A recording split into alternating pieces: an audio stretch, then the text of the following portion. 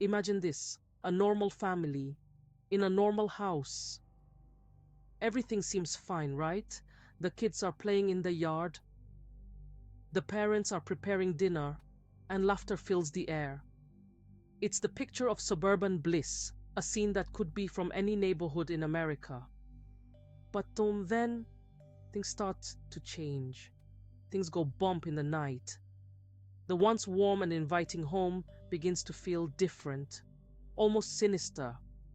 Unexplainable noises echo through the halls, and the family starts to feel an unsettling presence. Shadows move. The air feels heavy, cold. Lights flicker without reason, and a chill runs down your spine. It's as if the house itself is alive, watching, waiting.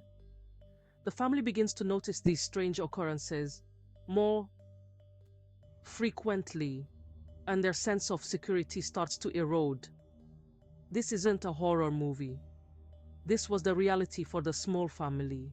They were living a nightmare, trapped in their own home. The fear was palpable, and the sense of dread grew with each passing day. Their story, set in the quiet town of West Pittston, Pennsylvania, sent chills down the spines of people across America. This peaceful community was the last place anyone would expect such a terrifying ordeal to unfold. It's a story of a family tormented by something they couldn't see, something they couldn't understand, something evil. The Smurls sought help from priests, paranormal investigators, and anyone who might have answers. But the viscous force remained.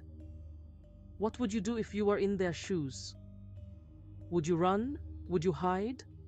The Smurls faced a choice: to flee their home and abandon everything they had built, or to stand their ground and confront the darkness. Or would you fight back against the unseen forces invading your home? The Smurl family chose to fight, armed with faith, determination, and the hope that they could reclaim their home from the shadows. Their story shows the human spirit's resilience in the face of unimaginable fear. Jack and Janet Smurl seemed like an average American family, living the quintessential dream. They had big dreams, working hard to provide for their children: Dawn, Heather, Colleen, and Michael. Their days were filled with laughter, love, and the simple joys of family life. They bought a double-block house in West Pittston, excited for their future. The house symbolized a fresh start, a place where they could build lasting memories. Little did they know, their new home held a dark secret.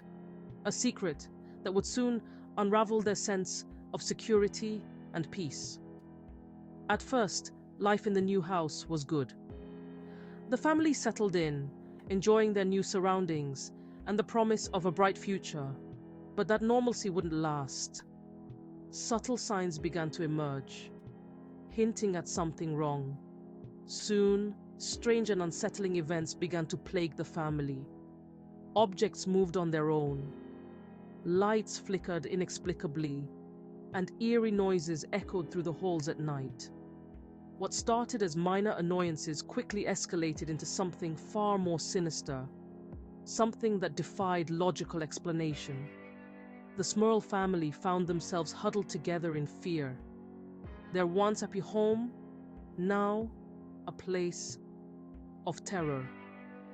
Broken objects littered the floor, and the parents struggled to comfort their crying children. The dark presence in their home pushed them to the brink of despair, leaving them to wonder if they would ever find peace again. It started subtly. Objects moved, doors slammed shut on their own. The Smurls initially dismissed these incidents as mere annoyances, the quirks of an old house. But as the occurrences grew more frequent and intense, their skepticism wavered.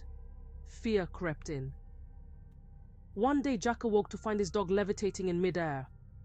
Then came the smells, putrid, unbearable stenches that seemed to permeate the house. The family was living in a nightmare, haunted by something they couldn't see but whose presence was all too real. The haunting intensified. Disembodied voices whispered the family members' names. Unexplained scratches appeared on their bodies. The stench of rotting flesh filled the air, clinging to their clothes, their skin, their very breath. The Smurls were living in a constant state of terror. Their once happy home had transformed into a prison, a place of fear and dread. Sleep offered no escape, as nightmares plagued their nights, mirroring the horrors they faced in their waking hours. The family was trapped, desperate for help, for someone to believe their story. Enter the Warrens' paranormal power couple. Desperate, the Smalls turned to Ed and Lorraine Warren, renowned paranormal investigators.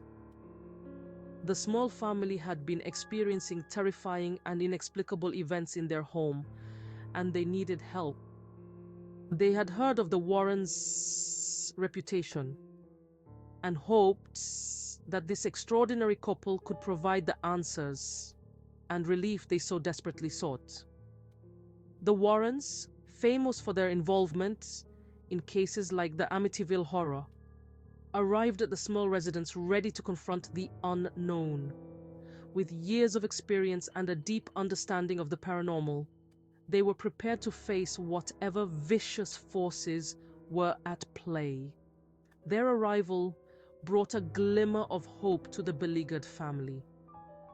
Using their unique skills and tools, the Warrens claimed to identify 4 distinct entities haunting the family. They meticulously set up their ghost hunting equipment, including cameras, audio recorders, and other specialized devices designed to detect supernatural activity. Their investigation revealed a chilling presence within the home. A man who died in the house, an old woman, a demonic force. The first entity was the spirit of a man who had died in the house many years ago. The second was an old woman, whose ghostly presence added an eerie atmosphere. The third, and perhaps most terrifying, was a demonic force that seemed to feast in causing fear and chaos. And something even darker, something they couldn't fully comprehend. The fourth entity was an enigma, a dark and hostile presence that defied explanation. Even the experienced Warrens found themselves unsettled by this unknown force, which seemed to hide in the shadows, watching and waiting. The Warrens believed the Smalls were victims of a demonic infestation, a terrifying thought that sent shivers down the spines of everyone involved. The realization that their home was infested with such hostile entities was almost too much to bear. The Warrens knew they had to act quickly to protect the family and rid the house of these dark forces. Their determination and expertise would be put to the ultimate test in this harrowing case. Doubts and disbelief. Was it all real?